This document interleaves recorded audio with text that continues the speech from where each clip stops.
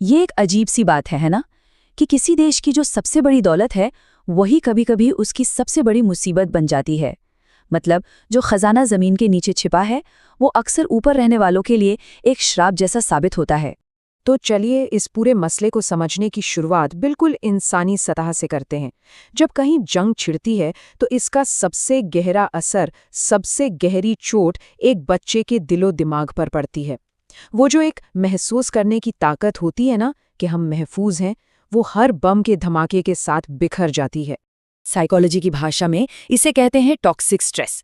और ये सिर्फ एक पल का डर नहीं है, ये एक ऐसा तनाव है जो लगातार बना रहता है, इतना गहरा कि ये बच्चे के दिमाग और शरीर की बनावट तक को बदल सकता है और पीछे छोड़ जाता है ऐसे घाव जो दिखते नहीं पर जिंदगी भर रहते हैं। तो चलिए थोड़ा और गहराई में चलते हैं। आखिर ये जो अनदेखे घाव हैं, ये होते कैसे हैं? मतलब जंग के माहौल में बच्चों के दिमाग पर असल में क्या असर पड़ता है? ये देखिए, ये नाम है उन अनदेखे जख्मों के। पीटीएसडी, एंजाइटी, डिप्रेशन, ये सिर्फ मेडिकल टर्म्स नहीं हैं, ये असल में एक बच्चे की नॉर्मल ग्रोथ में आने वाली रुकावटें हैं। और ये सब मिलकर बच्चे के सीखने की, रिश्ते बनाने की और आगे चलकर एक सेहतमंद इंसान बनने की हर काबिलियत पर रोक लगा देते हैं। ठीक है, तो अभी तक हमने एक बच्चे के दिमाग पर पड़ने वाले असर को समझा। अब जरा एक कदम पीछे हटते हैं और बड़े पैमाने पर देखते हैं कि कैसे ये एक बच्चे का दर्द पूरी की पूरी पीढ़ी और देश के लिए एक बहुत बड़ी आर्थिक कीमत बन जाता है। स्क्रीन पर इस नंबर को देखिए, 3.9 महीने। इसका मतलब ये है कि कंबोडिया में सिविल वॉर के हर एक साल के दौरान लड़कों की लगभग 4 महीने की पढ़ाई छूट गई। ये सिर्फ छूटी हुई क्लासें नहीं थी, ये एक तरह से चोरी किया हुआ भविष्य था। और देखिए, इस छूटी हुई पढ़ाई का सीधा असर पैसों पर पड़ता है। जिन लोगों ने बचपन में हर 2 साल जंग का माहौल देखा, बड़े होकर उनकी कमाई में 8.6% तक की कमी देखी गई। तो सबसे जरूरी बात क्या निकल कर आती है? जब किसी बच्चे की पढ़ाई छीन ली जाती है तो नुकसान सिर्फ एक इंसान का नहीं होता, बल्कि उस पूरे देश के भविष्य की प्रोडक्टिविटी और आर्थिक विकास की जड़ें ही कमजोर हो जाती हैं। तो सवाल ये उठता है कि आखिर इन जंगों को हवा कौन दे रहा है? कौन है जो पूरी पीढ़ी का भविष्य चुरा रहा है? और मजे की बात यह है कि जवाब अक्सर उसी जमीन के नीचे मिलता है जिस पर वो लोग रहते हैं। इन्हें कहा जाता है कॉन्फ्लिक्ट रिसोर्सेज, यानी संघर्ष संसाधन। मतलब ये वो कुदरती खजाने हैं जिन्हें जंग वाले इलाके से निकाला जाता है और फिर उन्हें बेचकर वही हथियार खरीदे जाते हैं जिनसे वो जंग चलती रहती है। ये एक ऐसा दुष्चक्र है जिसकी फंडिंग जमीन के नीचे से ही होती है। देखिए, इस प्रॉब्लम को लेकर हमारी समझ भी वक्त के साथ साथ बदली है। 90 के दशक में ये ब्लड डायमंड से शुरू हुई कहानी, फिर कॉन्फ्लिक्ट टिम्बर यानी संघर्ष की लकड़ी तक पहुंची, और आज तो ये लिस्ट बहुत लंबी हो चुकी है, जिसमें तेल से लेकर कोको तक सब कुछ शामिल है। चलिए अब इस कहानी के आखिरी और सबसे बड़े हिस्से पर आते हैं।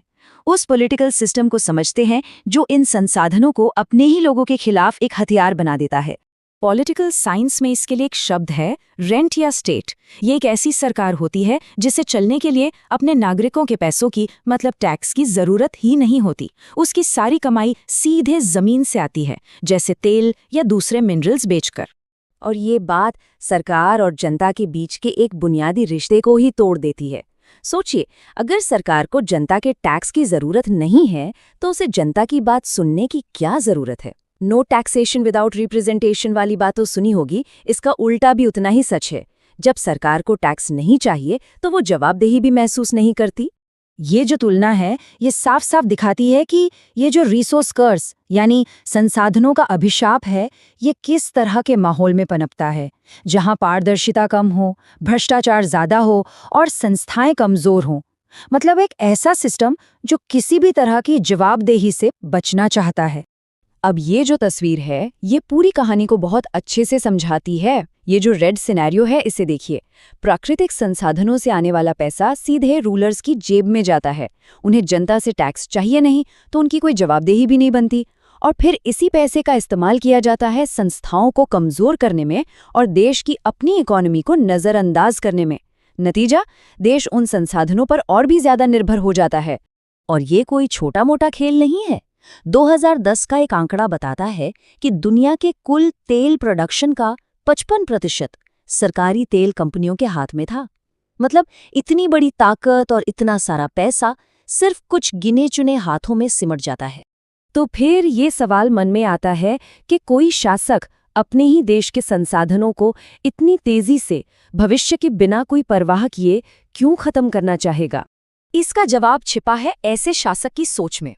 ये ग्राफ दिखाता है कि ऐसे शासकों का राज अक्सर छोटा और अनिश्चित होता है।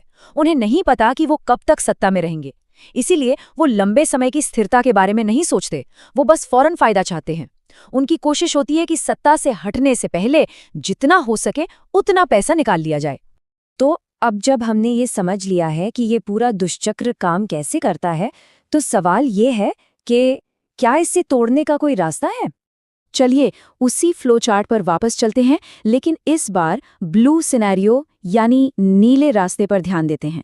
यहाँ पर मजबूत संस्थाएं और पारदर्शिता सबसे बड़ा रोल अदा करती हैं। ये शासकों को जवाबदेह बनाती हैं और उन्हें मजबूर करती हैं कि संसाधनों से आया पैसा देश की इकोनॉमी में लगाया जाए, जिससे रोजगार भी पैदा होता है और स्थिरता भी आती है। तो कुल मिलाकर इस अभिशाप का तोड़ 4 पिलर्स पर टिका है: मजबूत और आज़ाद संस्थाएं, पूरी पारदर्शिता, शासकों की जनता के प्रति जवाबदेही और एक ऐसी अर्थव्यवस्था जो सिर्फ एक चीज पर निर्भर न हो। यही वो तरीका है जिससे दौलत श्राप की जगह वरदान बन सकती है। और आखिर में यह हमें एक बहुत जरूरी सवाल के साथ छोड़ जाता है कि किसी देश के लिए सबसे बड़ा अभिशाप क्या है? जमीन के नीचे दबे वो संसाधन, या फिर उन लोगों में जवाबदेही की कमी जो उन